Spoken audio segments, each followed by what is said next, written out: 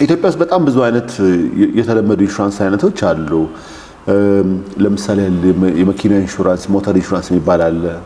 ማንም ሰው መኪና ሲገዛ መኪና ቢጋጭብኝ፣ ቢቃጠል፣ ቢገለበጥ፣ ቢሰረቅብኝ ብሎ የሚገባው የኢንሹራንስ አይነት አለ። መንግስት ደግሞ አስገድዶች ሶስተኛ ወገን የምትገቢው ኢንሹራንስ አለ። ለፋብሪካ ለንብረታቸው የሚገባ የእሳት ቃጠሎ ኢንሹራንስ አለ። የላያቢሊቲ ኢንሹራንሶች ደግሞ አሉ።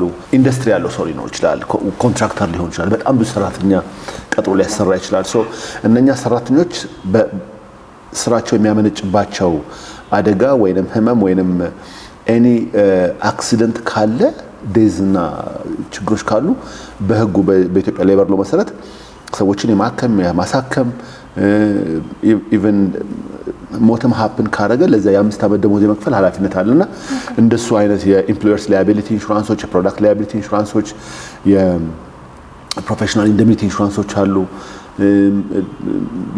የገንዘብ ኢንሹራንስ ደግሞ የሚባል አለ። መኒ ኢንሹራንስ አለ። ፊደሊቲ የእምነት ማጉደል ኢንሹራንስ የሚባሉ አሉ። ቦንዶች አሉ።